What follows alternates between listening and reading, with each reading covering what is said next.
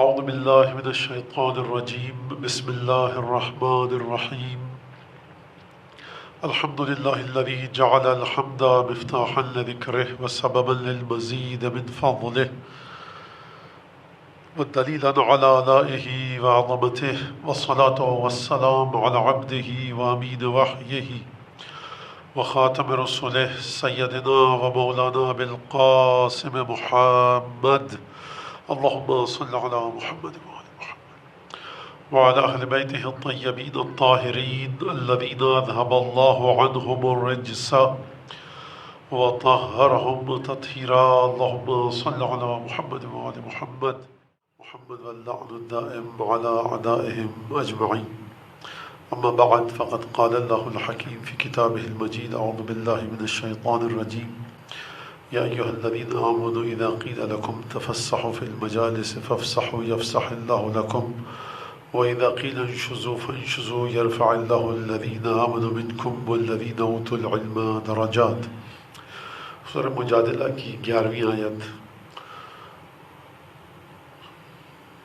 سرنامہ کلام میں آپ کے سامنے پیش کی جا رہی ہے اور گفتگو اسی آیت کے اطراف میں ہے، اسی آیت کے بارے میں ہے، کیونکہ اس آیت میں علم اور ایمان کا ذکر ہے کہ پروردگار عالم ایمان لانے والوں کو اور صاحبان علم کو بلند کر رہا ہے، ان کے درجات کو بلند کر رہا ہے۔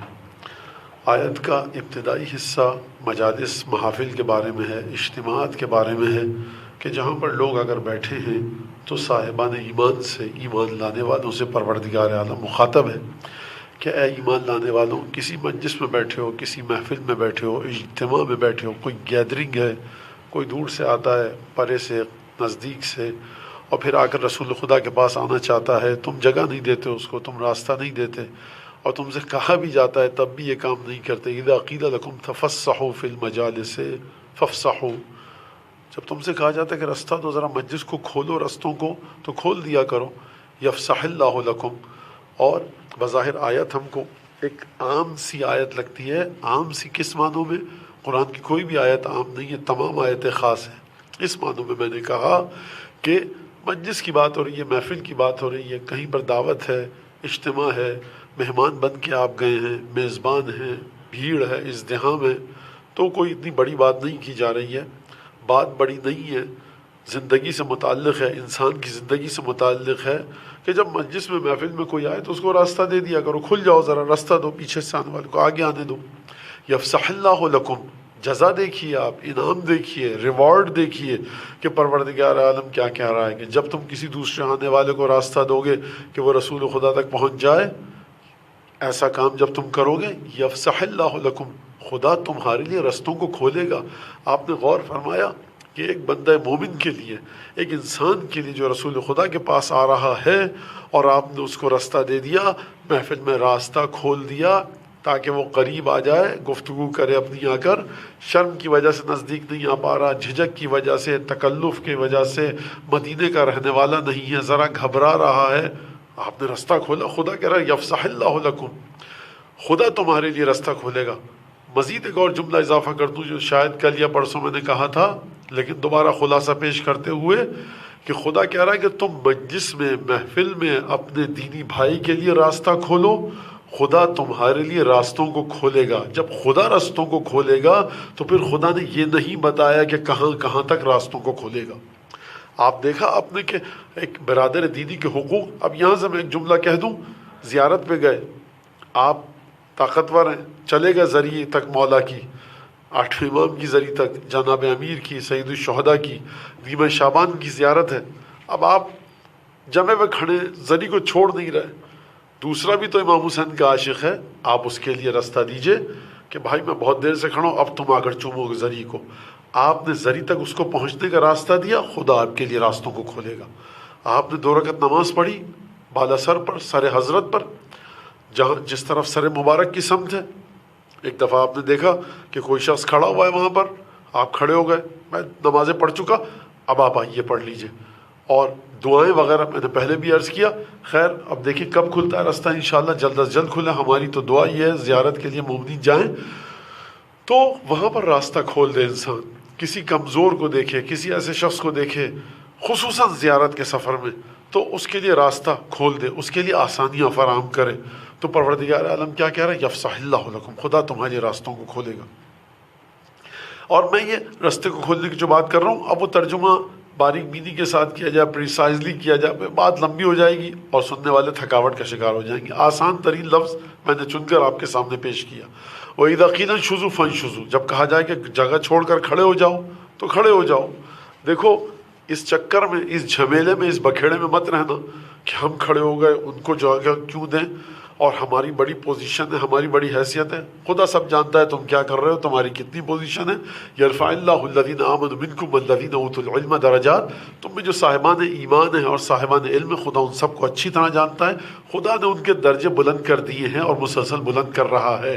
تم چاہے جتنا بھی جڑ کے رسول خدا سے بیٹھ جاؤ یا جتنا دور جاؤ، دیکھو جڑ کر بیٹھنا، دور بیٹھنا، ایمان ہے یا علم ہے تو بات بنے گی اور تمہارے درجوں کو خدا بلند کرتا رہے گا۔ پھر جنگ خندق کی بات آئی کہ محفل لگی ہوئی ہے، مجلس ہے خیمے کے اندر، اور ایک عام محفل میں اگر کوئی اٹھ جائے تو پروردگار اس کے لیے راستوں کو کھولتا ہے۔ پھر ہم نے جنگ خندق کے بارے میں گفتگو کی کہ وہاں پر صرف اور صرف اس مجلس میں چھوڑ کر جو اپنی جگہ کھڑے ہوئے وہ جناب امیر کھڑے ہوئے۔ تو اب آپ بتائیے کہ کل ایمان کا لقب ملا، یہ گفتگو آپ کے سامنے پیش کی گئی، اور گفتگو مسلسل جناب امیر المومنین علیہ السلام کی شخصیت کے مختلف زاویوں پر پیش کی جا رہی ہے اسی آیت کے ضمن میں، کیونکہ علم اور ایمان یہ دو خصوصیات ایسی ہیں کہ جو امیر المومنین کی واضح ترین، نمایاں ترین خصوصیات میں سے ہیں، اور جس کو بھی علم چاہیے، حدیث آپ کے سامنے انا مدینۃ العلم وعلی بابها۔ اور پھر ایمان کے سلسلے میں لبرز الایمان کلہ الی الشرک کلہ، ایمان کے سلسلے میں دعائے ندبہ میں آپ پڑھتے ہیں کہ لولا انت یا علی لم یعرف المؤمنون بعدی، اگر علی تم نہ ہوتے میرے بارے میں صاحبان ایمان پہچانے نہ جاتے، میرے بعد کس کا ایمان کس مقام پر ہے۔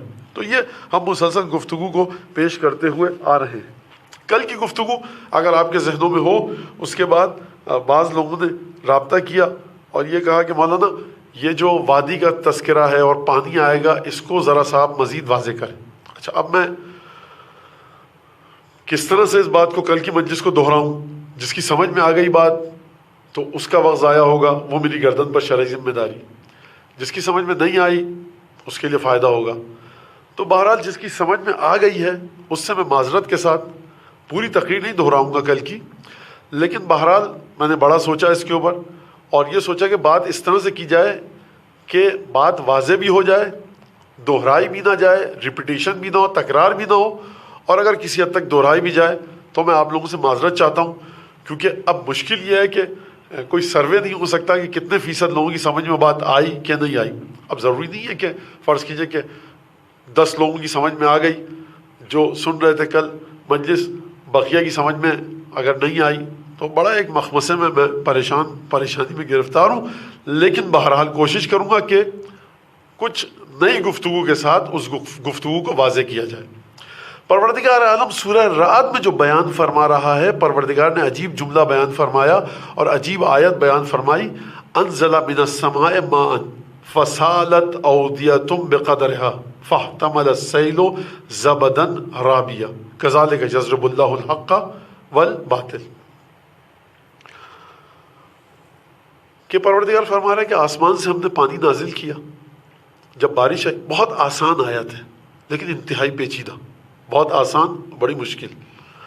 ہم نے آسمان سے پانی نازل کیا، جب پانی بھیجا، نازل کیا برسات، تو وادیوں میں پانی بھر گیا۔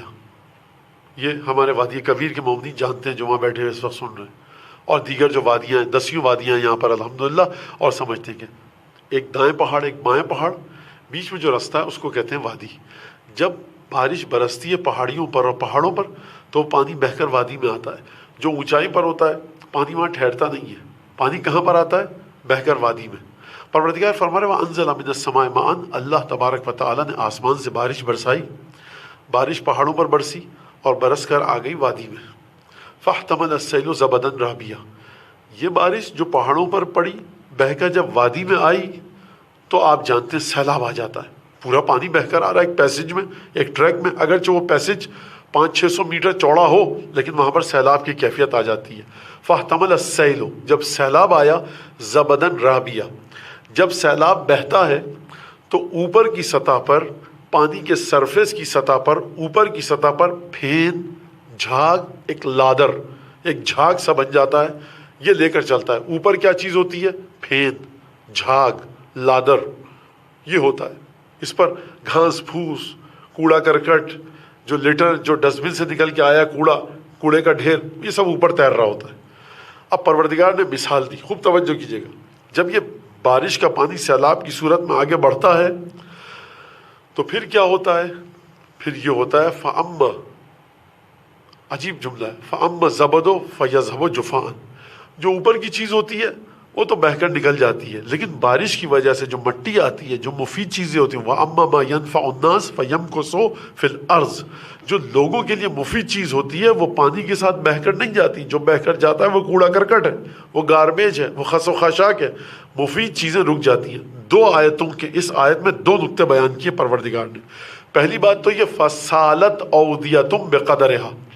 اچھا، سچی بات یہ ہے کہ مجھے بھی جب اس بندہ خدا نے فون کیا، مجھے اطلاع دی، تو پھر میں نے پوری تقریر اپنے ذہن میں دہرائی، تو مجھے بھی لگا کہ اس آیت پر ذرا مزید گفتگو ہونی چاہیے، اور کوئی میرے خیال سے سمجھتا ہوں برائی نہیں ہے، لیکن پھر بھی جس کے لیے تکرار ہو رہی ہو اس سے میں معذرت چاہتا ہوں، اور کوشش کروں گا کہ تکرار سے گفتگو کو باہر نکالا جائے۔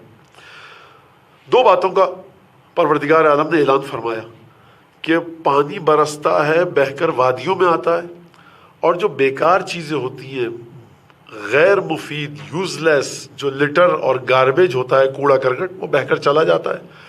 اچھا، اور جھاگ، پروردگار نے جھاگ اور پھین کی بات کی ہے، جو پانی کے اوپر آتا ہے وہ بہہ کر چلا جاتا ہے، مفید چیزیں یہاں رک جاتی ہیں۔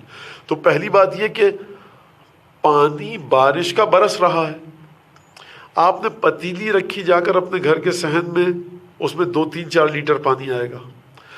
اب پروردگار فرما رہا فَسَالَتْ أَوْدِيَةٌ بِقَدَرِهَا، وادیوں میں سیلاب آتا ہے، کتنا سیلاب؟ ان وادیوں کی گنجائش کے برابر۔ فَأَمَّا السَّيْلُ، عجیب جملہ ہے، فَاحْتَمَلَ السَّيْلُ زَبَدًا رَابِيًا، جب سیلاب آتا ہے تو جھاگ بھی آتا ہے، مفید چیزیں بھی آتی ہیں۔ ہر وادی اپنی گنجائش کے مطابق سیلاب کو لیتی ہے اور پانی کو لیتی ہے۔ بے قدرہا، قدر کا مطلب کیا ہے؟ قدر کا مطلب ہے، اردو میں اگر بڑی آسان اور بڑی مستند اردو میں اس کا ترجمہ کیا جائے تو قدر کا مطلب ہے بھر۔ ہم اردو میں کیا کہتے ہیں؟ بالش بھر کا کپڑا لے دیجیے گا، ذرا گلاس بھر پانی ڈال دیجیے، بالٹی بھر پانی یہاں پھینک دیجیے، تو قدر کا مطلب ہے بھر۔ یعنی کیا مطلب؟ فَسَالَتْ أَوْدِيَةٌ بِقَدَرِهَا، ہر وادی اتنا ہی پانی اپنے اندر لیتی ہے کہ جتنی اس وادی کی گنجائش ہو۔ یعنی وادیاں ایک برتن کی طرح عمل کرتی ہیں۔ آپ نے گلاس رکھا، جگ رکھا، پتیلی باہر رکھی، بارش آسمان سے برسی، پتیلی بھر گئی۔ کتنی بھری پتیلی؟ پتیلی بھر پانی ہے پتیلی میں۔ تو ہر ظرف کی، ہر برتن کی جتنی گنجائش ہوگی اس میں اتنا پانی آئے گا، اس سے زیادہ نہیں آ سکتا۔ فَسَالَتْ أَوْدِيَةٌ بِقَدَرِهَا، اور پھر پروردگار نے فرمایا كَذَلِكَ يَضْرِبُ اللَّهُ الْحَقَّ وَالْبَاطِلَ، اسی طرح سے پروردگار عالم حق اور باطل کو نصب کرتا ہے۔ خوب توجہ فرمائیے گا، مفسرین نے فرمایا، مستند مفسرین نے یہاں پر، کہ اس جملے کا ترجمہ آپ یہ نہیں کر سکتے کہ پروردگار حق اور باطل کی مثال دے رہا ہے۔ بات بہت آسان اور بہت باریک ہے، توجہ کیجئے گا، آپ کی سمجھ میں آ جائے گی۔ ایک دفعہ ہم اس جملے کا ترجمہ یہ کرتے ہیں کہ خدا حق اور باطل کی مثال دے رہا ہے۔ مفسرین فرماتے ہیں مستند کہ یہ بات نہیں ہے، یہاں پر پروردگار فرما رہا ہے کہ کذالک، اسی طرح سے حق اور باطل کو پروردگار نصب کرتا ہے، کیونکہ اگلے ٹکڑے میں جا کر بات ہوگی کہ ان فی ذلک آیات لقوم یعقلون، اس میں، اس آیات، اس چیز میں نشانیاں ہیں صاحبان عقل کے لیے۔ کذالک یضرب الامثال للناس، اسی طرح سے پروردگار لوگوں کے لیے مثال کو بیان کرتا ہے۔ اگر آپ اس پہلے جملے کا کہ جس میں حق اور باطل کے ضرب کی، حق و باطل کو نصب کرنے کی بات ہو رہی ہے، آپ یہ کہیں کہ مثال دے رہا ہے پروردگار حق اور باطل کی، تو اگلے ٹکڑے میں پروردگار پھر یہ کہہ رہا ہے کہ ہم مثال دے رہے ہیں۔ تو ایک بات کی اتنے نزدیک دو دفعہ تکرار ایک معنی نہیں دیتی، بلاغت اور فصاحت سے جملہ گر جائے گا۔ لہٰذا مستند مفسرین نے کہا کہ اس کا ترجمہ ترجمہ یہاں پر یہ کیا جائے گا یضرب الحق والباطل، یعنی خدا اسی طرح سے حق اور باطل کو نصب کرتا ہے۔ یعنی کیا مطلب نصب کرتا ہے؟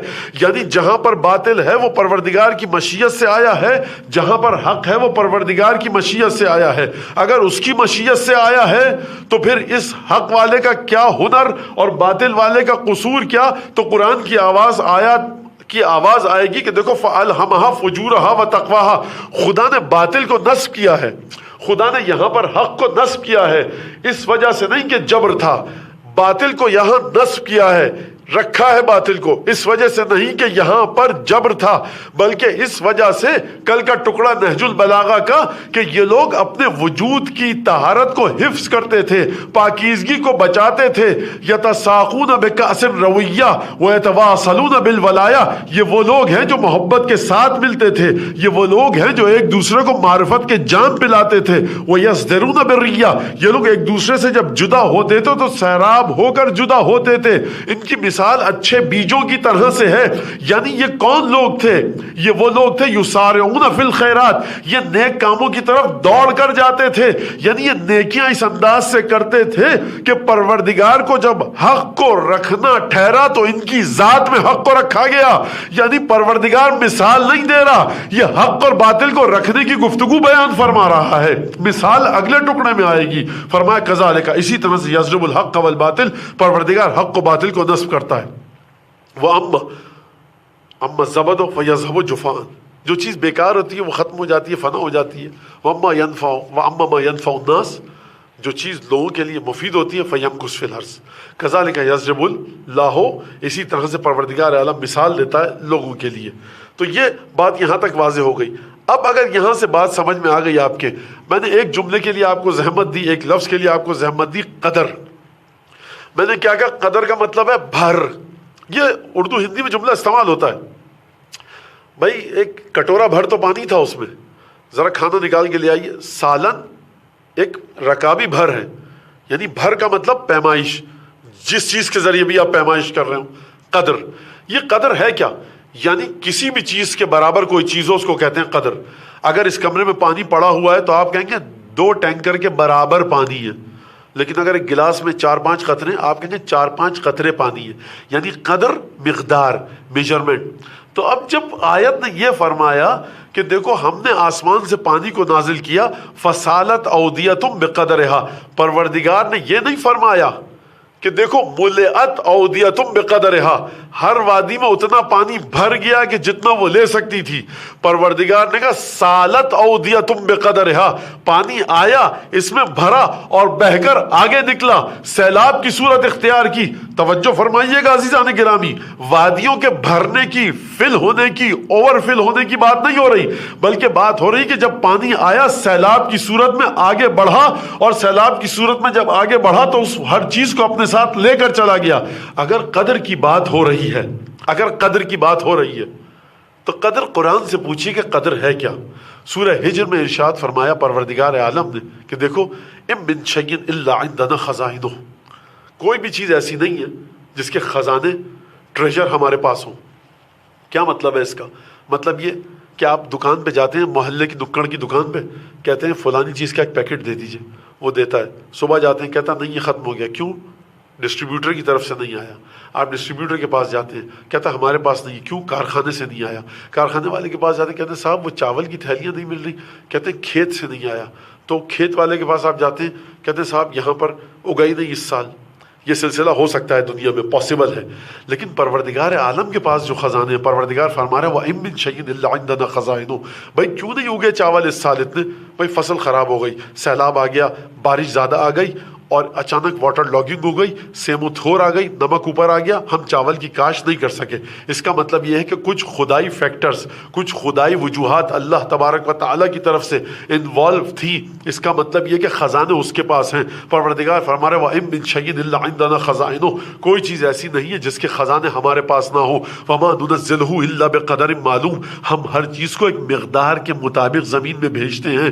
پروردگار یہ جو تو نے آسمان سے پانی بھیجا، اور جب تو نے آسمان سے پانی بھیجا تو اتنا بھیجتا کہ وادی میں سیلاب نہیں آتا، تو یہ سیلاب کی صورت تو نے کریٹ کیوں کی؟ پروردگار کہے گا تم عجیب نادان ہو، وادی، پہاڑ، پانی، سیلاب میں اٹکے ہوئے ہو، ہم کہہ تو رہے ہیں کذالک یضرب اللہ الامثال، یہ پروردگار اگزامپلس کے ذریعے بات کر رہا ہے، سمجھو تو صحیح جا کر۔ جب بات قدر کی آتی ہے تو پروردگار نے کہا ہر چیز کے خزانے ہمارے پاس ہیں، ہم ہر چیز کو نازل کرتے ہیں ایک مخصوص مقدار کے ساتھ۔ تو سرکار جو کل تک کی گفتگو تھی، اب اس کے بعد یہاں سے جب بات آ گئی قدر کی، تو اب یہاں سے سوال یہ ہے کہ علی ابن ابی طالب کے وجود کی قدر کیا ہے؟ اب یہ قرآن بتائے گا۔ وجود علی ابن ابی طالب کتنے بھر ہے؟ سب آپ دو چیزوں میں پی ایچ ڈی ہیں، اور ٹاپک آپ کا یہ تھا، آپ کے پاس پی ایچ ڈی کا علم ہے، کتنا علم ہے؟ سب ٹاپکس کا نہیں، فلانے ٹاپکس کے اوپر۔ آپ نے فرض کیجیے ایم ایس سی کیا ہے کیمسٹری میں، آپ کے پاس کیمسٹری کا علم ہے، کتنے بھر ایم ایس سی بھر ہے کہ نہیں ہے؟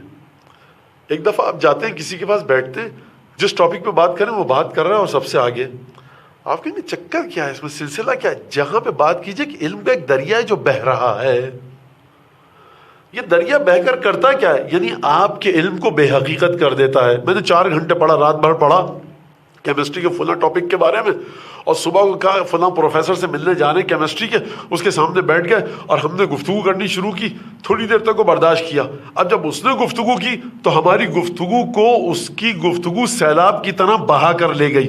تو سمجھ میں آیا کہ قدر کا مطلب یہ ہے، اور پروردگار جو مثال دے رہا ہے، یہ علم کی مثال پہ اگر ہم لائیں تو جب بھی اس وادی میں آپ جائیں گے کہ جس کی قدر اتنی ہوگی کہ فصالت، ملیت نہیں ہے کہ بھر دیا ہم نے وادی کو، بلکہ یہاں پر پروردگار نے لفظ جو استعمال کرا ہے وہ ہے سالت اودیتم بقدرہا، ہر وادی میں اتنا ہی سیلاب آیا کہ جتنی اس کی مقدار تھی۔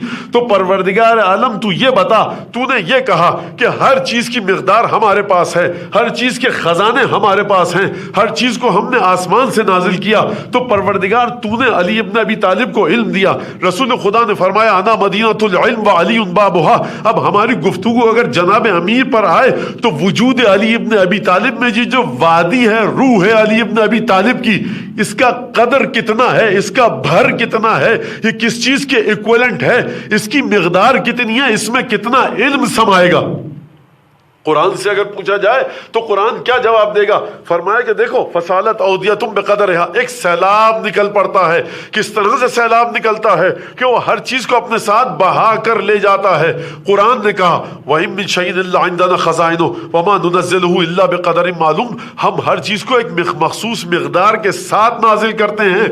پروردگار خوب توجہ کے ساتھ سنیے گا، ہر چیز کو ایک مخصوص مقدار کے ساتھ نازل کرتے ہیں، ہر چیز کو۔ پروردگار علی ابن ابی طالب کا وجود ہر چیز میں آتا ہے کہ نہیں آتا؟ آتا ہے۔ رسول خدا کا وجود ہر چیز میں آتا ہے کہ نہیں آتا ہے؟ آتا ہے۔ تو پروردگار تو نے ہر چیز کو ایک مخصوص مقدار کے ساتھ نازل کیا، تو علی ابن ابی طالب کو کتنی مقدار کے ساتھ نازل کیا، اور جناب امیر کے علم کو کتنی مقدار میں دیا؟ تو جواب آئے گا یہ جو ہم نے کہا ہے نا قرآن میں کہ مقدار کے ساتھ نازل کرتے ہیں، اس کی مقدار ہم کو پتہ ہوتی ہے۔ کبھی اس غلطی میں مت پڑنا کہ تم کو پتہ ہے، تمہارے ذہن میں اس کی مقدار نہیں آ سکتی۔ نازل کرنے والے ہم ہیں، مقدار تم کو بتائیں، خلاف عقل ہے۔ اگر نازل کرنے والے ہم ہیں تو ہم کو پتا ہوگا کہ کتنی مقدار میں نازل کیا۔ اب یہاں تک اگر بات آ گئی، دیکھیے مجھے ابھی بھی شک ہے، پروردگار فرما رہا ہے مثال دے رہا ہوں میں، وادی ایک برتن ہے، وادی ایک ظرف ہے، پتیلی ہے، 10,000 اسکوائر میٹر پر، 10,000 ایکڑ پر ایک وادی ہے، وہ ایک برتن کی طرح سے، ایک ہیوج پتیلی، بڑی 2 ہیکل غول پیکر پتیلی کی طرح سے، اس میں پانی آ کر جمع ہوا۔ پتیلی میں پانی آتا ہے، بھر جاتی ہے پتیلی، بالٹی میں پانی آتا ہے، حوض میں، تالاب میں، لیک میں، جھیل میں، پونڈ میں پانی آتا ہے، وہ بھر جاتی ہے، وہاں بہتا نہیں ہے۔ پروردگار فرما رہا ہے کہ وادیاں ایسی ہیں جس میں پانی آ کر بہتا ہے۔ سوال یہ ہے کہ بہنے کا تعلق کیا ہے؟ پروردگار نے کیوں نہیں فرمایا کہ یہ وادی بھر جاتی ہے؟ تو لگتا یہ ہے کہ پروردگار مثال کو اس طرح سے پیش کر کے کسی ذات کے علم کے تسلسل کی بات کر رہا ہے کہ جب علم وہاں پر آئے گا تو ہر چیز کو بہا کر لے جائے گا، کوئی اس علم کے سامنے کھڑا نہیں ہو پائے گا۔ اور اگر اس علم کے سیلاب کو تم سمجھنا چاہو تو چھٹے امام تم کو کہتے ہوئے نظر آئیں گے یہ علم ہم نے اپنے جد علی ابن ابی طالب سے لیا ہے۔ علم کے سیلاب کا جو یہ سلسلہ علی ابن ابی طالب سے چلے گا تو حجت ابن الحسن پر جا کر ختم ہوگا، یعنی یہ سیلاب چل رہا ہے۔ علم علی ابن ابی طالب کسی جگہ پر رکا نہیں ہے، لہذا جس طرح سے آپ جناب امیر سے سوال کرتے جواب فوراً آتا، چھٹے امام سے سوال کریں گے جواب فوراً آئے گا۔ یہ ایک عجیب سلسلہ ہے، اور اس قدر کی بات اگر آپ کو کرنی ہے وَإِن مِّن شَيْءٍ إِلَّا عِندَنَا خَزَائِنُهُ وَمَا نُنَزِّلُهُ إِلَّا بِقَدَرٍ معلوم، ہمیں خاص مقدار کے ساتھ نازل کرتے ہیں۔ اب پھر میں سوال کو دہراؤں گا، پروردگار یہ جو خاص مقدار ہے تیری، یہ ہم کو سمجھا کہ علی ابن ابی طالب مقدار کے ساتھ ہے، وہ مقدار کتنی ہے؟ تو پروردگار شاید آواز دے گا کہ تم علی ابن ابی طالب کے وجود کو یہ بتاؤ دیکھنا کس پہلو سے چاہتے ہو۔ ہیرا رکھا ہے ایک 10 گرام کا ہیرا، 10 گرام کا۔ میں نے کہا سرکار آپ 10 گرام الائچی دے دیجئے۔ اب یہ بچے کیا سمجھیں گے، میری عمر کے لوگ سمجھیں گے۔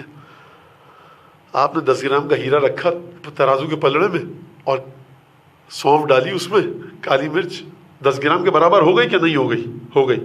اب میں نے کہا واہ سرکار کیا ہیرے سے کام لیا، اس کو جا کر رکھیے چھپائیے، ضائع ہو، یہ بڑا ہیرا قیمتی ہے، اس کام کے لیے نہیں ہے۔ آپ نے کہا دشمن نے حملہ کیا، آپ نے ہیرا اٹھایا 10 گرام کا اس کے ماتھے پہ مار دیا، یہ سب کام ہو سکتے ہیں۔ تو آپ دیکھنا کس لحاظ سے چاہتے ہیں ہیرے کو۔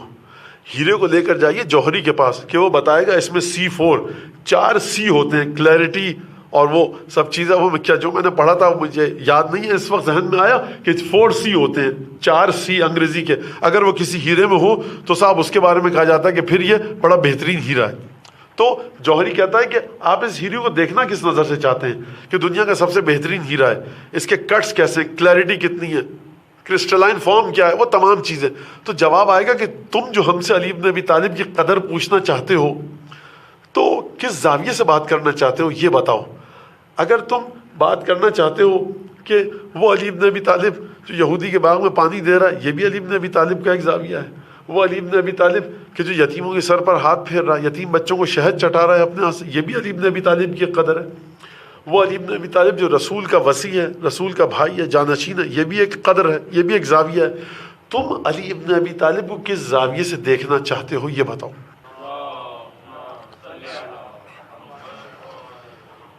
تو اب یہاں سے گفتگو اس زاویے سے داخل ہو رہی ہے کہ ہم قدر اور ذات علی ابن ابی طالب کے وجود کے پھیلاؤ کو دیکھیں، یہ پھیلاؤ ہے کتنا۔ اچھا یہ عجیب بات ہے بڑی کہ ہم کیسے دیکھ سکتے ہیں، قرآن بتائے گا، حدیث بتائے گی۔ تو دیکھیے آپ علی ابن ابی طالب کو کس زاویے سے مطالعہ کرنا چاہتے ہیں مولا کی شخصیت کا۔ اگر مولا کائنات کی شخصیت کا مطالعہ کرنا چاہتے ہیں اس بات سے کہ پہلے سورہ انا انزلناہ فی لیلۃ القدر پہ گفتگو ہو جائے تو پروردگار کہے گا قدر کا معنی تم سمجھنا چاہتے ہو کیا ہے، تو جا کے انا انزلناہ فی لیلۃ القدر کو دیکھو، انا انزلناہ فی لیلۃ القدر وما ادراک ما لیلۃ القدر، تمہیں کیا پتا کہ شب قدر ہے کیا، قدر کی رات ہے کیا۔ قدر کی رات یعنی پیمائش کی رات، یعنی میجرمنٹ کی رات، میجرمنٹ کی رات یعنی ہر چیز کے ناپ تول کی رات۔ تمہیں کیا پتا وہ کیا ہے، جب نہیں پتا ہم کو تو پھر مسئلہ کہاں تک جائے گا، تنزل الملائکۃ والروح فیہا باذن ربہم من کل امر سلام ہی حتی مطلع الفجر، یعنی تنزل الملائکۃ فیہا باذن ربہم من کل امر، ہر امر کو لے کر نازل ہوتے ہیں۔ اگر علی ابن ابی طالب کے وجود کو عالم غیب سے جوڑنا چاہتے ہو تو ملائکہ ہر امر کو لے کر نازل ہوتے ہیں، اور اس طرح سے نازل ہوتے ہیں کہ ارادت الرب فی مقادیر امرہ تہبط الیکم وتصدر من بیوتکم۔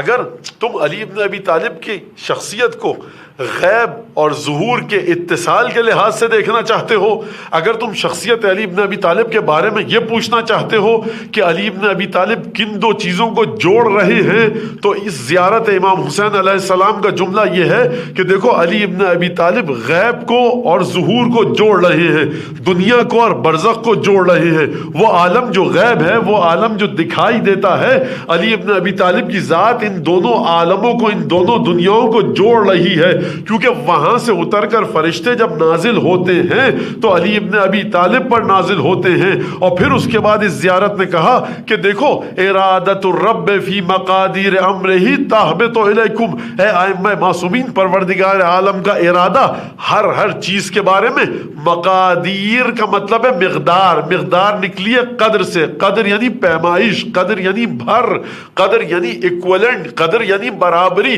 یعنی پروردگار عالم تمام چیزوں کے بارے میں جو ارادہ کرتا ہے، ہر چیز کی مقدار کے بارے میں، وہ عالم غیب سے آپ کے گھروں میں آپ کے اوپر اترتے ہیں، وَتَصْدُرُ مِن بُيُوتِكُمْ، اور آپ کے گھروں سے ہی ان تمام امور کا، ہر چیز کی مقدار کا سلسلہ باہر نکلتا ہے۔ اگر علی ابن ابی طالب کو تم دیکھنا چاہو، ایک دفعہ عام لوگوں کے ساتھ دیکھو مقایسہ اور موازنہ کر کے، اور پھر اس کے بعد عالم غیب میں دیکھو۔ اگر تم عالم ظاہر میں دیکھو گے تو جہاں پر تمام لوگ موجود ہیں، لقب علی کو مل رہا ہے کل ایمان کا۔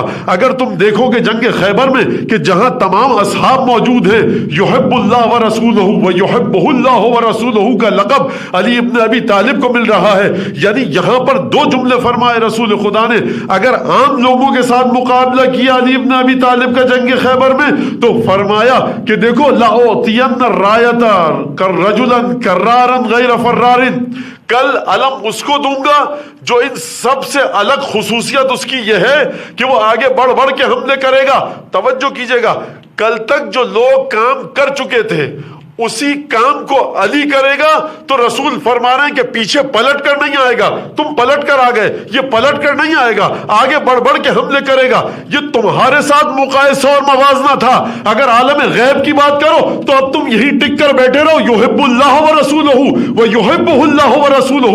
عالم غیب کی بات کرو گے تو تم کل تک جو کام کر رہے تھے اس میں علی ابن ابی طالب کا مقابلہ نہیں کر سکے، کل میرا بھائی جائے گا، آگے بڑھ کے حملہ کرے گا، دروازہ توڑ کر لائے گا، تم وہاں تک نہ جا سکے، یہاں پر تم پیچھے رہ گئے۔ اور اگر عالم غیب کی بات کرو گے تو یہ خدا سے محبت کرتا ہے، خدا اس سے محبت کرتا ہے۔ یعنی اگر انسانی سطح پر دیکھا جائے، علی ابن ابی طالب کی قدر اتنی آگے کہ کوئی اس قدر کے برابر قدر نہ رکھے، اور اگر عالم غیب پہ جا کر دیکھا جائے تو یہاں علی ہے، خدا ہے، رسول ہے، اور کوئی چوتھا ہے ہی نہیں۔ اگر رسول کی روح کی اور نفس کی بات کی جائے، انفسنا و انفسکم، تم علی ابن ابی طالب کو دیکھنا کس جہت سے چاہتے ہو؟ اگر روح علی ابن ابی طالب کی بات کرو تو روح علی ابن ابی طالب جڑی ہے رسول کی روح کے ساتھ۔ اگر دنیاوی رشتوں کی بات کرو تو رسول خدا کا بھائی ہے علی ابن ابی طالب۔ اگر تسلسل نسل کی بات کرو تو رسول کی نسل چلی ہے علی ابن ابی طالب کے صلب سے۔ اگر تم بات یہ کرو کہ علی ابن ابی طالب جہاں سب موجود ہیں علی کے ساتھ، وہاں علی کس مقام پر ہے، پہنچ نہیں سکتے، تو وہاں کیسے پہنچو گے جہاں علی ہیں اور علی ہیں اور صرف علی ہیں؟ اگر جنگ احد کے اندر پروردگار عالم رسول خدا پر کٹھن وقت پڑا، بڑا جان لیوا وقت پڑا، صبر آزما مرحلہ آیا، سب لوگ چھوڑ کر چلے گئے، بنو ہاشم کے کچھ لوگ اور دوسرے قبائل کے خاص اصحاب رسول خدا کی جان کو بچاتے رہے۔ سب نے بچایا جان کو، سب جو 10 20 30 لوگ تھے سب نے بچایا۔ توجہ کے ساتھ سنیے گا اس بات کو، بہت غور سے سن رہے ہیں لوگ جو سن رہے ہیں وہاں پر۔ قرآن جو جنگ احد میں ایک کیا کہوں میں اس کو ذکر چھیڑ رہا ہے، اس تصعدون ولا تلوون علی احد، وہ وقت یاد کرو جنگ احد کا جب بھاگے جا رہے تھے۔ یہ خدا جو ستار العیوب ہے، لوگوں کے گناہوں پر پردہ ڈالتا ہے، جنگ احد میں کیا کھل کے بات کر رہا ہے۔ تم علی ابن ابی طالب کے ساتھ تم آؤگے، بھاگے جا رہے تھے، ولا تصعدون، بھاگے جا رہے ہیں، ولا تلوون علی احد، مڑ کر دیکھ بھی نہیں رہے تھے کسی کے پیچھے کسی کی مدد حاصل کرو، یعنی قیامت کا منظر تمہارے لیے بپا ہو چکا تھا۔ اچھا ان کی تو پروردگار فرما رہا بات ہی میں نہیں کر رہا، ان کا مقابلہ کرو اس سے جو رسالت کے گرد کٹ کر مرنے کو تیار تھا۔ اب یہ 10 20 30 50 کتنے صحابہ کرام تھے وہاں پر مجھے نہیں پتا، یہ دونوں باتیں قرآن نے کہی ہیں کہ کچھ تو بھاگ گئے اور کچھ وہاں رسول خدا، البتہ یہ اشارتاً کہیے یہ صراحتاً کہیے، بھاگ گئے، ایک دوسرے کو پلٹ کے بھی نہیں دیکھ رہے تھے کہ کہاں جائیں۔ وہاں پر کچھ لوگ رسول خدا کے گرد گھیرا ڈال کر کھڑے تھے اور عجیب انداز سے تلوار چلا رہے تھے۔ یہاں پر میں ایک جملہ کہہ دوں اور مولا کی شان میں ہے، اور میرا دل چاہتا ہے جب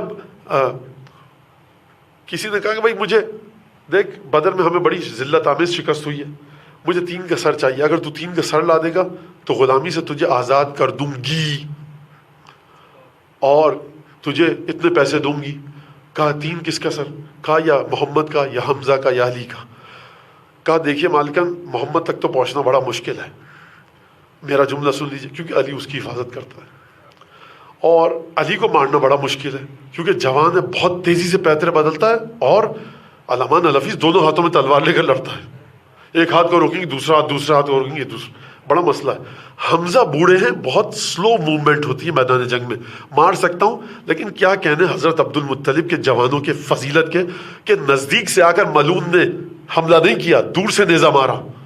تو میں نے مولا کے اس جملے کے لیے آپ کو زحمت دی کہ بڑی تیزی سے پیترا بدلتا ہے، علی کے محمد کے نزدیک تو جانا مشکل ہے، یہ میرا جملہ تھا کہ علی اس کی حفاظت کر رہے ہیں۔ تو کہا ٹھیک ہے خیر۔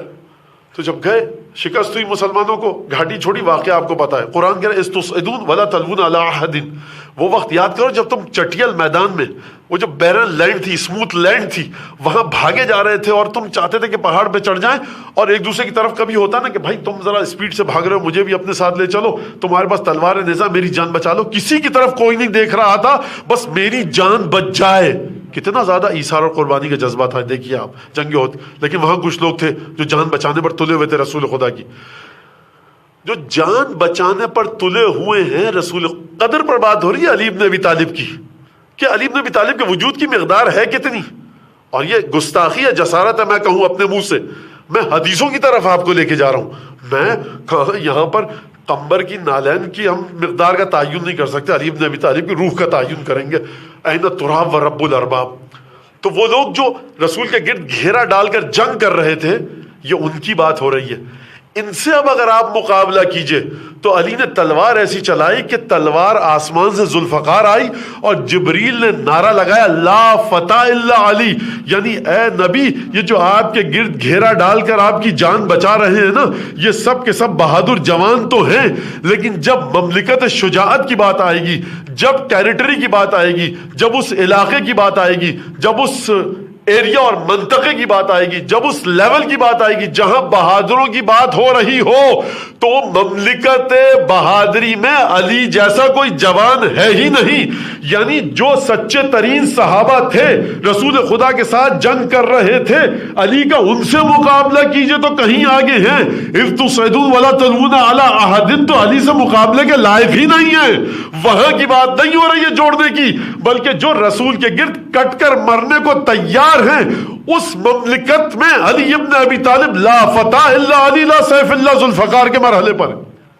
اگر آپ روح علی ابن ابی طالب کو دیکھیے تو انفسنا و انفسنا کی منزل پر ہیں، اور اگر آپ رسول خدا کی جان بچانے کے لیے دیکھیے، شب ہجرت آپ کو علی ابن ابی طالب بسترے پر، مسیری پر، بچھونے پر سوتے ہوئے نظر آ رہے ہیں۔ مومنین کو اگر آپ کہیں پر بھی دیکھیں، کسی مقام پر بھی دیکھیں، یہ قدر ہے کتنی، یہ قدر ایسی ہے کہ آپ کسی بھی مقام پر علی بن ابی طالب کو دیکھیں تو اس سے یہ سمجھ میں آتا ہے کہ رسول خدا صلی اللہ علیہ وآلہ وسلم پر جو علم نازل ہوا اور اس کے بعد جو سیلاب بن کر بہا، یہ سیلاب آیا کس تک؟ یہ سیلاب آیا فاحتمل السیل اور زبدن رابیہ، علی بن ابی طالب کے وجود نے خس و خاشاک کو قبول نہیں کیا، فسالت اودیتم بقدرہا، یعنی وادیوں میں سیلاب بن کے نکلا، بپھر کر آگے بڑھ گیا۔ وجود علی ابن ابی طالب نے علم رسول خدا کو تالاب کی طرح دریافت نہیں کیا ہے، کسی پونڈ کی طرح، لیک کی طرح، جھیل کی طرح دریافت نہیں کیا ہے، کسی سمندر کی طرح بھی دریافت نہیں کیا ہے، بلکہ ایک سیلاب کی صورت میں دریافت کیا ہے جو مسلسل آگے کی طرف بڑھ رہا ہے رسول خدا کے وسیلے سے، رسول خدا کے طفیل۔ اسی لیے امیر المومنین نے نہج البلاغہ میں فرمایا کہ لا یرقى الی الطیر وینحدر عن السیل، خوب توجہ کیجئے گا، فرمایا میرے وجود کی مثال یہ ہے کہ کسی کا طائر فکر میری عقل و شعور کی بلندی تک پر نہیں مار سکتا۔ ہم اردو میں کیا کہتے ہیں؟ پرندہ پر نہیں مار سکتا۔ یہ مولا کائنات کا جملہ اپنے بارے میں ہے کہ لا یرقى الی الطیر، کوئی پرندہ، کسی پرندے کی پرواز میرے وجود کی آخری بلندیوں تک پہنچ نہیں سکتی۔ وینحدر عن السیل، علم کے معرفت کے سیلاب میرے وجود سے پھوٹتے ہیں۔ اب آپ نے توجہ کی، اگر قرآن مجید فرما رہا ہے سالت اودیتم بقدرہا، قرآن نے یہ نہیں فرمایا ملئت اودیتم بقدرہا، بلکہ قرآن نے فرمایا کہ وادیوں میں سیلاب آ گیا اور سیلاب علم کا آگے بڑھ رہا ہے. یہاں مولا کائنات نے نہج البلاغہ میں آواز دی کہ ینحدر عنی السیل، میرے وجود سے سیلاب پھوٹتے ہیں. یا علی یہ کون سے سیلاب ہیں؟ یہ میرے بھائی رسول اللہ نے جو علم دیا اس کے سیلاب ہیں. علم حاصل کرتے رہے لیکن یہ سیلاب جائے گا کہاں تک؟ یہ سیلاب کا مرتبہ کہاں تک ہے؟ دیکھیے رسول خدا کی زندگی میں انا مدینۃ العلم وعلی بابھا کا لقب مل چکا ہے. میں پہلے دن دوسرے دن پڑھ چکا کہ غار حرا میں ساتھ جاتے تھے. جب غار حرا میں ساتھ جاتے تھے تو وہاں پر رسول خدا نے فرمایا جو میں دیکھتا ہوں وہ تم دیکھتے ہو، جو میں سنتا ہوں وہ تم سنتے ہو. بات ختم ہو گئی. اب رہا کیا؟ کچھ نہیں رہا. لیکن یہ ہمارے لحاظ سے اب آپ توجہ کیا آپ نے، وَإِن مِّن شَيْءٍ إِلَّا عِندَنَا خَزَائِنُهُ وَمَا نُنَزِّلُهُ إِلَّا بِقَدَرٍ مَّعْلُومٍ. ہم ہر چیز کو ایک مخصوص مقدار کے ساتھ بھیجتے ہیں. تو یاد رکھیے گا یہ مخصوص مقدار خداوند تبارک و تعالیٰ کی نظر میں ہے. علی ابن ابی طالب تمام علوم لے چکے ہیں لیکن اس کے باوجود وفات کے وقت رسول خدا نے علی ابن ابی طالب کو بھیج کر گلے لگایا اور اس کے بعد کان میں کچھ کہا. مولا نے فرمایا کہ علمنی الف باب ينفتح من كل باب الف باب، کہ رسول خدا نے میرے کان میں کچھ گفتگو کی، ایسی گفتگو 1000 علم کے دروازے دیے اور ہر دروازے میں سے 1000 دروازے نکلتے تھے. بات ختم ہو گئی؟ بات ختم نہیں ہوئی. اور اس کے بعد رسول خدا نے وصیت کی یا علی اذا انت غسلتنی، جب مجھے غسل دے دینا، فاقعدنی، میں مر چکا ہوں، کفن دے دیا، غسل دے دیا، اب مجھے اٹھا کر بٹھانا. توجہ کیجیے گا، یا علی مجھے اٹھا کر بٹھانا اور مجھ سے جو جی چاہے سوال کرنا، میں جواب دوں گا. قدر علی ابن ابی طالب سمجھے آپ؟ قضاء و قدر الہی کے سامنے علی ابن ابی طالب کا وجود نہیں ہے. علی ابن ابی طالب قضاء و قدر الہی کا حصہ ہیں. موت کے بعد زندگی رسول خدا کو ملے گی کس شرط پر؟ اگر علی سوال کرے. کیا مطلب ہے؟ معمولی چیز نہیں ہے، بخدا معمولی چیز نہیں ہے. یا رسول اللہ موت کے وقت، موت سے پہلے سب کچھ بتا تو دیا ہے، اب یہ کیا سلسلہ ہے؟ اب یہ سلسلہ تو خیر حسین ابن روح بتائیں گے اور عثمان ابن سعید اور نواب اربا بتائیں گے اور سلمان اور ابوذر بتائیں گے. ہم تو یہ الفاظ بتا رہے ہیں، یعنی مجھے اٹھا کر بٹھانا کفن کی حالت میں اور پھر اقعدنی، مجھے بٹھانا اور جو سوال کرنا ہو مجھ سے پوچھنا. فانی مجیب، میں تمہیں جواب دوں گا تمام باتوں کا. یعنی اگر علی تمہارا جی چاہے مجھ سے کچھ پوچھنے کے لیے تو پوچھنا. یہ کس کی میت ہے؟ کس کا جنازہ ہے؟ خاتم النبیین کا. جنازے کا احترام کیا ہے؟ غسل کفن دے دیا، زیادہ طول مت دیجئے، آخری دیدار فوراً دفن کیجئے. سرکار خاتم النبیین فرما رہے ہیں کہ جب میں مر جاؤں کفن دے دو، غسل دے دو، مجھ سے پوچھنا، جو سوال کرنا چاہو مجھ سے پوچھنا، میں تمہیں جواب دوں گا. یعنی علی ابن ابی طالب کے وجود کی قدر سمجھے آپ؟ اب اس حدیث کا یہ جو مجھے اٹھا کر بٹھانا اور مجھ سے پوچھنا، میں جواب دوں گا، اس کا ذرا میری اوقات اور میری زبان کے مطابق اس کی ذرا چھوٹی سی تفسیر اور تشریح سن لیجئے. کہ علی ابن ابی طالب کو تمام علم مل چکا ہے. علی ابن ابی طالب کے وجود کی گہرائی کیا ہے، زبان کی طاقت کیا ہے. اب رسول خدا دنیا سے تشریف لے گئے ہیں، عالم برزخ میں ہیں، عالم عقبہ میں ہیں. اب جو رسول خدا کے وجود کی بلندی ہے وہ بلندی بھی باقی ہے کہ جو دنیا میں تھی. بھائی رسول اللہ ابھی بھی رسول اللہ ہے، کیا اب رسول خدا ختمی مرتبت نہیں ہے؟ اب بھی ہیں تو دنیا میں باقی ہے. اور دوسرا لحاظ کیا ہے؟ اب روح آپ کی سفر کر رہی ہے. جب مولا کائنات نے غسل دیا عالم عقبہ میں، عالم برزخ میں، پروردگار عالم کی بارگاہ میں. میں مزید واضح کروں، جب یہ رسول جسم کی قید میں تھا، توجہ کیجیے گا، جب یہ رسول جسم کی قید میں تھا، جب یہ رسول جسمانی لحاظ سے زندہ تھے، معراج پر گئے، اس حالت میں جبریل نے کہا یا رسول اللہ اس سے آگے نہیں آ سکتا. جو جسم کے ساتھ جائے تو جبرائیل مقابلہ نہ کرے. اب جس کی روح پرواز کر رہی ہے وہ کس مقام پر جائے گا؟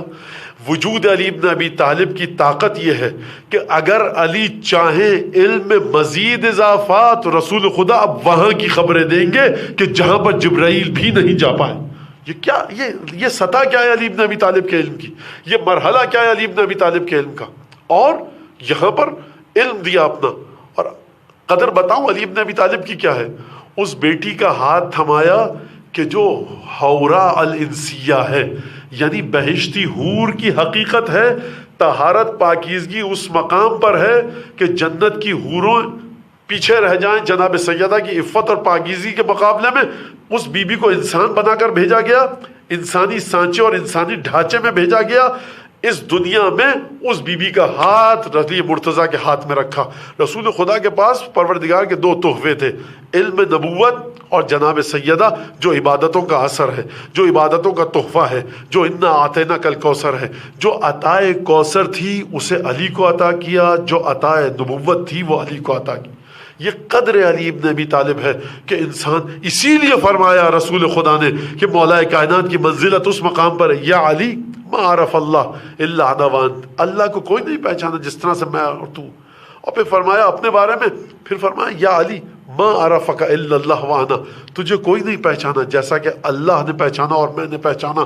یعنی ہم جب فضائل مولا کی بات کرتے ہیں، جب علم کی بات کرتے ہیں، تو اب اس علم کے ذریعے سمجھ میں آتا ہے کہ علی ابن ابی طالب کا ایمان کہاں پر ہے. اب اس علم کے ذریعے سمجھ میں آتا ہے کہ رزق علی ابن ابی طالب کہاں پر ہے. علی ابن ابی طالب کو علم کا رزق ملتا نہیں ہے. علی ابن ابی طالب علم کا رزق جب چاہیں لے سکتے ہیں. آپ جب جنت میں جائیں گے تو آپ ارادہ کریں گے، آپ کو پھل ملیں گے، آپ کو میوے ملیں گے، آپ کو بھنے ہوئے پرندے ملیں گے. اس دنیا میں علی ابن ابی طالب جب ارادہ کریں تو اس دنیا سے متصل ہو سکتے ہیں. یعنی ہم کو اور آپ کو رزق مل رہا ہے منشاء پروردگار کے مطابق. پروردگار عالم نے علی ابن ابی طالب کو اتنا اختیار دیا ہے کہ علی جو علم تم چاہو گے تمہارے ارادے کے مطابق مل جائے گا. اسی لیے شیخ کلانی نے کتاب الحجت میں ایک چیپٹر کو لکھا کہ انہم اذا شاءوا ان یعلموا عالمو، ائمہ جب جس چیز کو جاننے کا ارادہ کرتے ہیں وہ جان لیتے ہیں. اسی لیے ائمہ مسلسل فرما رہے ہیں کہ یہ علم ہم کو وراثتاً ہمارے جد کے ذریعے، وراثت کے ذریعے ملا ہے. تو دیکھیے قرآن میں پروردگار عالم نے فرمایا کہ اسی طرح سے پروردگار کذالک یضرب اللہ الامثال، اسی طرح سے پروردگار مثالیں دیتا ہے. اور مولا کائنات نے جملہ کہہ دیا نہج البلاغہ میں، ینحدر عنی السیل، سیلاب میرے وجود سے نکلتے ہیں، میرے وجود سے سیلاب نکلتے ہیں. کوئی پرندہ اس کی طاقت نہیں اس کے پروں میں کہ پرواز کرتے کرتے مجھ تک آ جائے.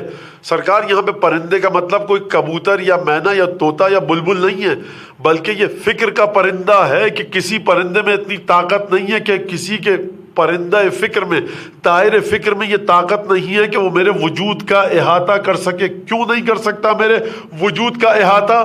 کیونکہ تم لوگ ایک مخصوص مقدار میں ہو، اور تمہاری مقدار علم کی اور رزق کی ہمارے وجود سے نکلتی ہے. یعنی وہ مقداریں جو تم کو ملتی ہیں وہ ہمارے وجود سے نکل کر آتی ہیں.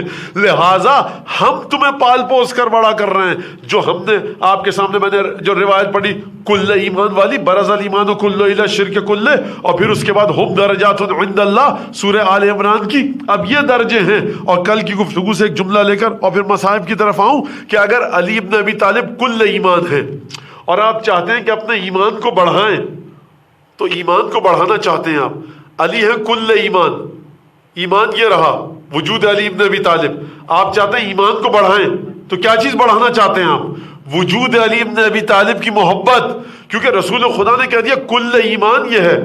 آپ جہاں بڑھیں گے جس ایمان کے درجے پر، اب علی کے برابر آ گئے، علی اس سے بلند ہے. کیوں؟ آخری مرحلے پر پہنچے. آپ سلمان ہو گئے، علی اس سے بلند ہے. آپ آدم ہو گئے، علی اس سے بلند ہے. آپ عیسیٰ اور موسیٰ ہیں، علی اس سے بلند ہے.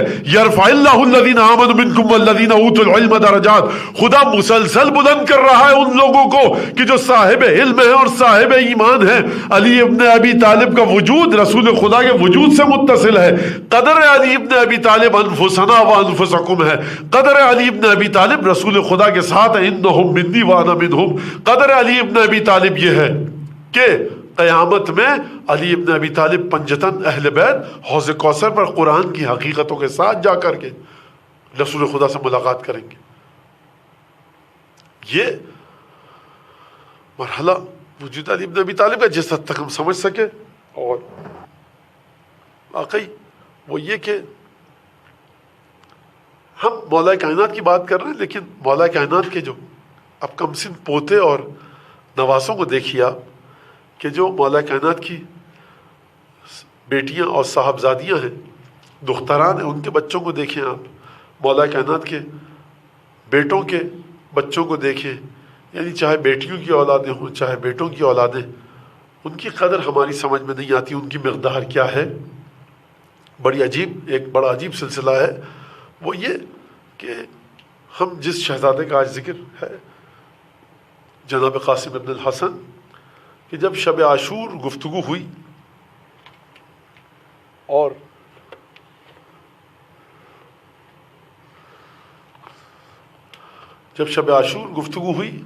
جناب قاسم نے پوچھا کہ چچا جان کیا میرا نام بھی شہداء کی فہرست میں ہے؟ تو مولانا نے جو جواب دیا وہ دیا، لیکن ایک اور سوال بھی جناب امام حسین علیہ السلام نے قاسم ابن الحسن سے پوچھا۔ وہ یہ سوال پوچھا کہ بیٹا یہ بتاؤ کیف الموت عندک، موت تمہاری نظر میں کیسی ہے؟ تو جناب قاسم نے جواب دیا کہ احلی من العسل، شہد سے زیادہ میٹھی۔ عزیزوں، اس شہزادے کی شہادت پڑھنے سے پہلے ذرا میں آپ کو ایک جانب توجہ دلانا چاہتا ہوں کہ اگر کوئی شخص بڑا رحیم و کریم ہے، بہت متقی ہے، بہت پاکیزہ ہے، بہت شریف النفس ہے، نہایت کریم النفس ہے، تو یہ بتائیے کہ ایسا شخص یتیموں سے کتنی محبت کرتا ہوگا؟ رحم دل بھی ہے، یتیموں سے کتنی محبت کرتا ہوگا؟ اچھا، اب اگر یہ یتیم اس کا بھتیجا ہو تو ایسا کریم النفس اور متقی پاکیزہ انسان، رحم دل انسان اپنے بھتیجے سے کتنی محبت کرے گا، یتیم بھتیجا ہو۔ اور اگر یتیم بھتیجا حسن مشتبہ کی اولاد ہو تو کتنی محبت کرے گا۔ اور اگر یتیم بھتیجا وہ ہو کہ جس کے باپ کے تابوت سے 85 تیر نکالے ہو مولا حسین نے، اور جس بھائی کو خون کی قے کرتے ہوئے دیکھا ہو، اب اس بھتیجے سے کتنی محبت کریں گے مولا حسین۔ دیکھیے جناب قاسم سیدہ کی یادگار بھی ہیں، مولا کائنات کی یادگار بھی ہیں، اور امام حسن کی نورانیت کی تجلی ہے۔ راوی کہتا ہے کہ جب خیمے سے یہ بچہ نکلا نا تو میں نے یہ دیکھا فخرج من الخیام غلام لم یبلغ الحلم وکأنہ شقۃ بدر۔ میں نے دیکھا ایک بچہ نکلا خیمے سے جس کی ابھی مسیں بھیگی نہیں تھی، چہرے پر سبزہ نمودار نہیں ہوا تھا۔ جب یہ بچہ نکلا تو میں نے دیکھا یہ بچہ نوجوان بچہ نہیں ہے، یہ چاند کا ٹکڑا خیمے سے نکلا ہے۔ جب دشمن یہ کہے کہ چاند کا ٹکڑا تو میں کہوں گا جناب فروا شہزادی زینب آپ کے دل کا حال کیا ہوا ہوگا، جناب قاسم کی بہنوں کا حال کیا ہوا ہوگا، مادر گرامی کا حال کیا ہوا ہوگا، جناب فروا نے کس دل کے ساتھ جناب قاسم کو رخصت کیا ہوگا۔ بس ایک دفعہ جناب قاسم آئے اور آنے کے بعد امام حسین سے اجازت مانگی۔ حسین ابن علی نے اکبر کو اجازت دی ہے، عباس کو اجازت دی ہے، اون محمد گئے رن میں، اولاد عقیل، اولاد جعفر، آل ابو طالب، جتنے بھی بنی ہاشم تھے، جتنے بھی اصحاب تھے، سب کو امام حسین نے اجازت دی اور سب مقتل کی طرف گئے۔ لیکن ایک کام جناب امام حسین نے جناب قاسم کے ساتھ کیا جو کسی کے ساتھ نہ کیا۔ مقتل کے الفاظ ہیں کہ فَاعْتَنَقَا فَبَكِيَ حَتَّى غُشِيَ عَلَيْهِمَا، کہ یہاں تک کہ مولا حسین نے آگے بڑھ کر قاسم کو بہت بھینچ کے گلے لگایا، اور دونوں چچا بھتیجے اتنا روئے کہ دونوں پر غشتاری ہو گیا۔ میں کہوں گا مولا حسین اکبر کو رخصت کیا، غشتاری نہ ہوا، عباس کو رخصت کیا، گلے لگا کر نہ روئے، اولاد عقیل اولاد جعفر گئی، کسی کو گلے لگا کر رخصت نہ کیا۔ یہ قاسم ابن الحسن کو گلے لگا کر رخصت کرنے کی وجہ کیا ہے؟ شاید مولا حسین کا جواب آئے کہ جب قاسم مجھ سے اجازت مانگنے آیا نا تو ایک دفعہ مادر گرامی زہرا یاد آئی، کبھی علی یاد آئے، اور حسن مجتبیٰ یاد آئے، حسن مجتبیٰ کا جنازہ یاد آیا، ارے میرے سامنے بھائی کی تصویر پھر گئی کہ کس طرح میرا عزیز دلاور بھائی میرے سامنے خون کی قے کر کر دنیا سے چلا گیا، ارے میرے بھائی کو دفن نہ ہونے دیا گیا۔ مجھے قاسم کو جب میں نے دیکھا تو یہ تمام صورتیں نگاہوں کے سامنے پھر گئی۔ ایک دفعہ مولا حسین نے اجازت دی، ذوالجناح کو تیار کیا گیا، علی اکبر نے سوار نہ کرایا کیونکہ علی اکبر پہلے شہید ہو چکے تھے۔ بس ایک دفعہ عباس اور بنی ہاشم کے دیگر نوجوان بڑے ہوں گے، یہ میرا دل کہتا ہے، کم سنی کا عالم ہے۔ ایک دفعہ حسین سوار کرانا چاہتے ہیں ذوالجناح پر۔ قاسم نے قدم آگے بڑھائے، قاسم چل رہے تھے، یکایک قاسم کے جوتے کا تسمہ ٹوٹ گیا، وہ ڈوری کے جس سے جوتے کو باندھا جاتا ہے وہ ڈور ٹوٹ گئی۔ قاسم جھک کر اپنے جوتے کی ڈور کو باندھنا چاہتے تھے۔ روایت کے الفاظ فانقطع شسع نعلہ، ابھی قاسم جھک کر جوتے کی ڈوری کو باندھنا چاہتے تھے، حسین نے دیکھا، ایک دفعہ آگے بڑھے، قاسم کو جھکنے نہ دیا، خود جھک کر بھتیجے کے جوتے کی ڈوری کو باندھا۔ میں کہوں گا مولا کتنی محبت ہے نا قاسم سے، آپ کو کتنا پیار ہے۔ اے میرے مولا اب جب لاشا زخمی ہو کر آئے گا، اپنے لہو میں ڈوب کر آئے گا، میرے مولا کس طرح سے صبر کیجئے گا۔ ایک دفعہ قاسم کو میدان کی طرف بھیجا۔ تاریخ میں آپ پڑھتے بھی آئے ہیں، سنتے بھی آئے ہیں کہ ازرق شامی کے 3 بیٹوں سے مقابلہ کیا، ازرق شامی سے مقابلہ کیا، 4 پہلوانوں کو شکست دی۔ اس روایت کے مطابق عزیزوں 13-14 سال کا سن ہے، کئی پہر کی بھوک اور پیاس ہے، یہ حسد مجتبیٰ کا پھول اب شہزادہ قاسم کے ہاتھ میں تلوار پکڑنے کی طاقت نہ رہی، تلوار ہاتھ سے چھوٹ کر گری، فوجوں نے ہر طرف سے حملہ کیا، کہیں سے تیر آئے، کہیں سے نیزے آئے۔ ایک دفعہ قاسم کا بدن زخمی ہوا، گھوڑے سے قاسم زمین پر آئے۔ عزیزوں اس روایت کو غور سے سنیے گا میرے عزیزوں، جب کوئی گھوڑے سے گرتا تھا نا تو سب یہ کہتے تھے یا ابا عبداللہ ادرکنی، مولا حسین مدد کو آئیے۔ مولا کبھی اکبر کو بھیجتے تھے، کبھی عباس کو بھیجتے تھے، کبھی خود جاتے تھے، لیکن یہ بچہ اپنے چچا سے اتنی محبت کرتا تھا کہ قاسم نے امام کہہ کر مولا حسین کو نہیں بلایا، کہا یا عمو ادرکنی، ارے اے چچا میری مدد کو آئیے۔ روایت کے الفاظ ہیں مولا حسین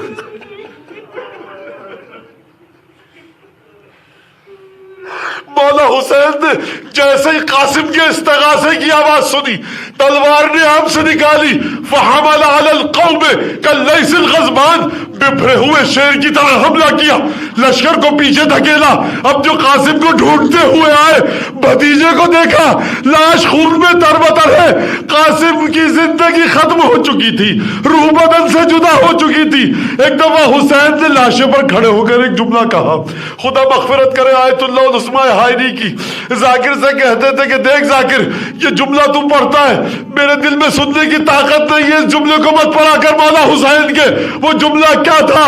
وہ جملہ یہ تھا کہ حسین نے قاسم کی لاش پر کھڑے ہو کر کہا کہ بیٹا قاسم یعز واللہ علی غمک ان تدعوہ فلا یجیبک واذا یجیبک فلا ینفعک۔